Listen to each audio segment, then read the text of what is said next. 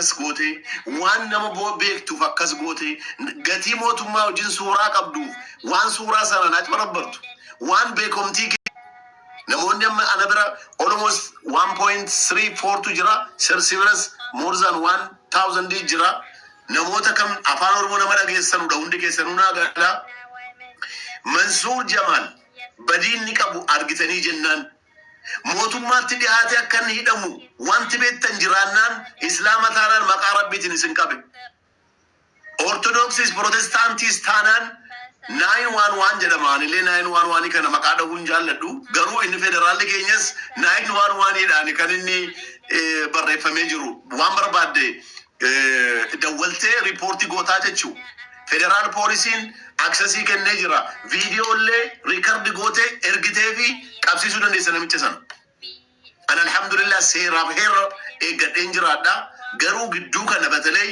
sooshaal miidiyaa irratti suuraa maxxansuudhaan suuraan warra beekamtii biyya bulchaa jiru wajjin suuraan qabuun maxxansanii inni maaliif hin hidhamne inni maaliif akkan hin taane jedhu an kanaan dura biyya kana keessatti namni ituun balleessin hidhamaa bahee jibbiinsaan hidhamaa bahee sanyiidhaan hidhamaa bahee alhamdulillah mootummaan kun garuu sanyiidhaan sin hidhu jibbiinsaan sin hidhu balleessaa yoo qabaatte garuu namni si dhiisu hin jiru kanaaf jennaan dhaamsa naamumaa inni yoo balleessaan argitan hanna koo beeknaan nama birriinsaa nyaatame jiraannaan 911 irratti dawwaltanii federaal poolisiitti riipoortii gochuu hin dandeessu kun hoon jiraanne garuu mootummaan kun lafaa ka'ee maaliif nafaarsite yookiin immoo maaliif wayi mootummaa dhoofte waa hatteetu jedhee lafaa ka'ee isin hidhu kana dhaamsa kana dhiyeeffachuun barbaada mootii ko.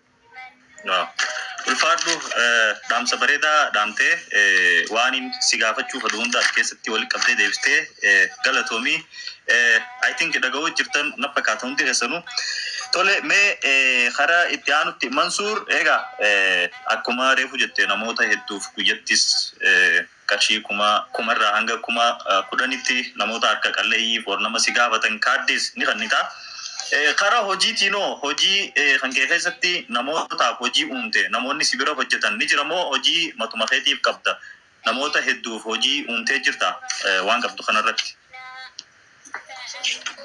Alhamdulillah biyya Itoophiyaa keessatti dhaabbata torban qaba dhaabbanni torban kun mootummaadhaan rijistar ta'ee laayisensiin bahee fi tiin nambarii qabaatanii mootummaaf taaksii kaffalaa akka jiran torban kana keessaa ja'ansaa warrumti tiiktookii irra jiranuu dargaggoonni 4-5 ta'anii aayidiyaalatti fidanii elaa Mansuur kana hojjechuu dandeenya birrii muraasa dhabne birrii miliyoona 1 dhabne miliyoona 2 dhabne 500 dhabne kiraa ofiisa dhabne garuu biizinasii keenya kana naan jedhanii na amansiisanii biizinasa sanattis ani amanee jiraa waliin sheerii parsantii 40 amma 50tti fudhadhee kanan hojjedhu ja'atu jira dhuunfaa kiyyatti kan hojjedhu immoo tokkoon qaba kan mataa kooti kana jechuun hojjettootaaf waajjira keessa kan qacaramanii hojjetan kanarratti immoo warreen humti aayidiyaa kana fidanii jedhan immoo an waanan qabu haxiqqaattu malee investarratti godhee hojii uumee fi jiraafis abbaa qabeenyaa jaras taasisee anis immoo wajjin fayyadamaa kanan jiru ja'a seerri kan beeku inni torbaffaa kan mataa kiyyaati kanaafuu nama baay'eedhaaf lakkoofsa isaa himuu gatiin hin barbaanneefanii hojii uumee ofii jaraatis immoo akka jarri kara horiitti seenanu akka jarri guddina keessa seenanu godhee fi kanan jiru namoota baay'eetu jiru alhamdulillah ETV'n illee waggaa lamanarraa waajjira 5 ja'a dhaqee kana akka dookumentariitti dhiyeessee jira Google godhanii gaafa argan ilaalu. Wow. Mashallah. Namoonni tokko maybe ati TikTok irra waan jirtuuf namoota waliin gastii or akkanatti waa waliin haasoytuuf namoota kana waan maallaqa qaban ittiin fakkaatu ta'a amma anuu shookin ta'e yeroo bika jaha akkanan qaba yeroo naan jettu hin fudhatan siigalee maybe gaafa Itoophiyaa dhufne ni daawwanna waajjiroota kan keetii inshallah galatoomii waan hedduudha waan hin dhagahin sirraa dhagootti jira. Mansuur akkasii agarrutti gaareefu akka tuutetti ilmoo akka qabduu fi bultis akka jaartee turte amma immoo yeroo wanni hundi si guutamee jiru kanatti waan hunda osoo qabdu Mansuur maaliif bultii hin qabatin bultii dura immoo jaalalaan qabamtee ni beekta yoo qabamtee jiraatte yoomi ha jaalalti haalaan akkaan si qabdi Sambodo maaltu ta'e jalqaba kanarraa nu himi samboda kana bultii deebinaaf. Muslima alhamdulillah muslimni immoo hanga afuritti fuudhu ni heeyyamamtii fi kanaaf jennaan an amman afur ga'utti haadha warraa qaba jedhee hinaasa'u gaafa afur ga'e garuu haadha manaa qaba jedhee arfanuu niqaabaan inshaallah nan mul'isa. Ammaaf garuu haadha manaa qaba jedhee hinaasa'u. Gaafa afur ga'e garuu afraffaan kunoo kana haadha manaa qaba jedheen baasaa. Akkam afur bikka takkaa guuttee moo wal jalaa hiitee? La. Afur al tokkicha tun ta'in afur gaafa ga'anii jedhanuun haadha warraa qabaa jedhee naasaa. Ijoolleewwan hin qabamu. Ijoollee tokko tun ta'in ijoolleewwan qaba. Ijoolleewwan jechuun lamaa ol ta'uu danda'a, sadii ol ta'uu danda'a, garuu tokko oli. Sigalteetti dubbiin. Sagalte. So Mansuur bikka namni eegu jinjanaa fi jaalala laayifii akkasii keessa hin jiru jechuudha. Bikki inni jiru bakka biraati. Bakka sunnaa nabii hordofuu haadha manaa afur guuttatee akkasitti sanbooda akkasitti taa'udha. Bikka itti jirtu bikka sani malee bikka amma jinjanaa fi kana keessa hin jirtu jaalala maalii kana ala jirtu. Alhamdulillah ani tuni nama jana ta'ee ituun viidiyoodhaan dubaratti naasaa ta'ee ituun voice messageidhaan akkana dubartii wajjin jana ta'ee waggaa afur TikTok kanarra hin jiru ambar. Viidiyoon natti hin argamne hin jiru. Out of sharia, out of humanity illee kataate. Suuraan natti hin argamne hin jiru. Sagaleen natti hin argamne hin jiru. Garuu alhamdulillah ala diin al-Islaam waan koo hunda islaminaan koo na sattaree na qabee dubartii ajnabiyyee wajjin haasa'uunis viidiyoodhaan wal ilaaluunis voice messageidhaan wal janajjanuunis sharaan gatiin eeyyamneef kanan godhu. Mee namni Mansuur viidiyoodhaan na janajjanee kunoo screen recording qaba namni jedhu jiraannaan baasee maxxansuu danda'a. Ituu jiraates immoo amma wona namni na dhiisu hin jiru bare kana. Maqaa na balleessuudhaaf, jaalala isaa dabalfachuudhaaf, wajjin akkana godheera jechuudhaaf namni hin goone hin jiru. Alhamdulillah waggaa arfan kana xiqquma ishee beekamtiin kun eegee dhuftee booddee Rabbiin waan hunda keessaa na sattaree umriinis immoo gaafa deemaa deemu barri jireenya kee keessatti wanti hunduu Rabbiin gaafa sirreessaa deemu diinitti galaa dhufta bara. Alhamdulillah akkan sila siin jedhe jireenyi koo jireenya baay'ee easyidha. Nama easy today is my day jedhee nama jiraatudha. Kana keessatti immoo Rabbiin riskii guddaa naabanii jira. Biizinesan sila torba siin jedhu biyya keessa jira. Isaan ala garuu biyya alaatiin hojii gurguddaan qaba. Alhamdulillah. Kanaaf jennaan dubartiis janajjanuun barbaadu. Naataanan akkuma sila siin jedhe afur gaafa ga'ee jedhu miidiyaa irratti baaseen amma haadha warrootaan qabaa jedhee naasaa jechuudha. Wow, okay. Mashallah. Mansuur okay kuni amma efa guddina keessa dhufte gaafa dardara turte sanitti jechuun jireenyuma keetitu jaalalti gaafa dardara okay waan dabre keessa asin qabne tasuma namni tokko akka ijaanis ta'e onneen nama itti si butamtu dardara ta'e an ni jira jee yaadu kan qabamin gaafa sanitti jaalalti tasa xiqqollee sin qabne jaalala wanni jaamu kun. Egaa nuyi nama as a human being wanta kana happening ta'a garuu seenaa sana yoon sii kaasee jedhee seenaa lama wayii gatiin qabuuf seenaan sun biyyattii keessatti hin beekamti. Namoonni sun immoo jireenya mataa jiraa qabu. Nama biraa wajjin jireenya qabu. Ijoollee horatanii jiru. Personaalii jireenya namaa jeequu gatii ta'eef wayii sana please ituu dhiisne wayya sun jihilinnaadhaan ala ituu beekumsa hin qabaatin waan taate gatii taateef isa deebisee wayii isaas kaasuu hin barbaadu. Alhamdulillah arra garuu Mansuur janajjanuu keessa hin jiru. Mashallah.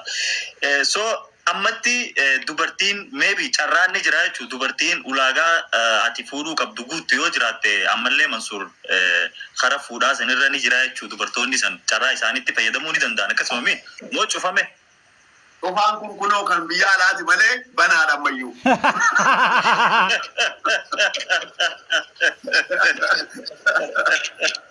Ni jirti. Okay, dubartoonni carraa kanatti fayyadamaan dhaamsa gayyaa. Mee Mansuure bultii namaa maaltu diiga jetteeti yaadda? Akka nama bilchaatee akka nama waa'ee bultii beekuu tokkottis bultii namaa kana maal faatu diiga? Wantoonni bultii namaa kana diigan maal faatu? Tokkoffaa wanti guddaan kan bultii diigu sabrii dhabu. Sabrii maa inni afaan Oromootiin tasgabbaa'uudha. obsa obsa dhabu wallahi rabbiin obsa sii kennee jennaan meeree jechuun waan guddoo bultiin waan guddoo dabar rabbiin bultii sii kennee jennaan tokko obsuu danda'ee jennaan jireenyi sun akka gaariitti deemuu danda'a. Parsantii 50 ol namni obsuu danda'ee jennaan jireenya isaa keessatti bultii isaa kunuunsuu danda'a. Bultii isaa immoo bulfachuu sinuma danda'a.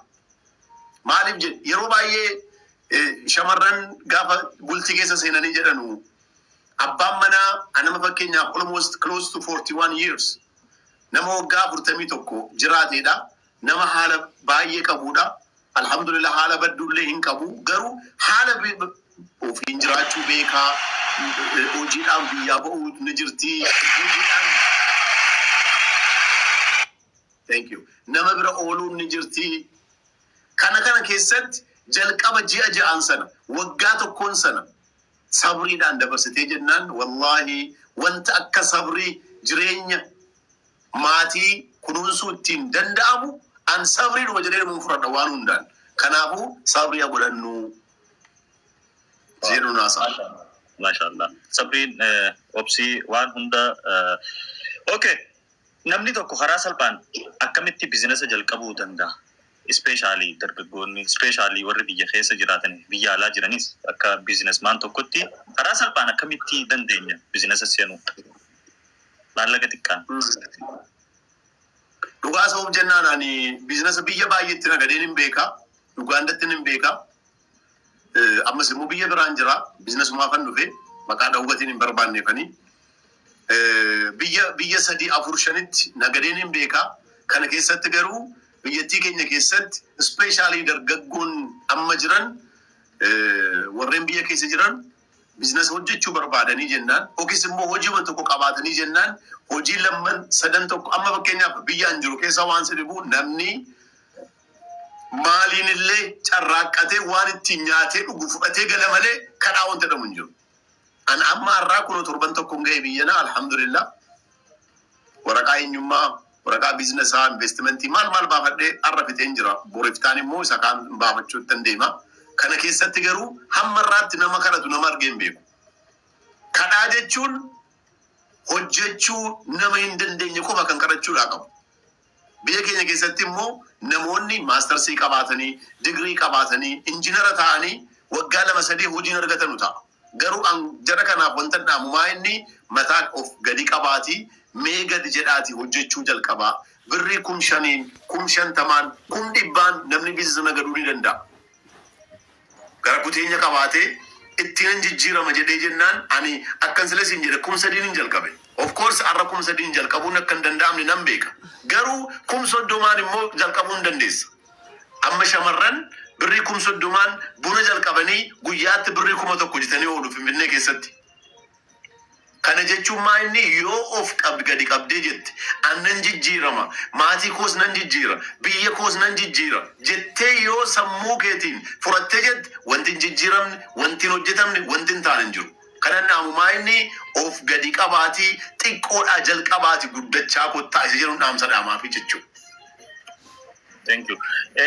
Egaa kadhaa jettee kanaa wal qabatee Mansuureen geema TikTok kadhaadha jettee ni yaadda. Geema TikTok irratti taphachuun yookiin giiftii TikTok irraa nama gaafachuun waan akkanaa naa kanni leenca naa kanni kadhaatti siqaa moo kadhaadha? Gaaffiin kun naa darbu maaliif jennaan nama baay'ee ni tuquu gatii hin danda'uu fi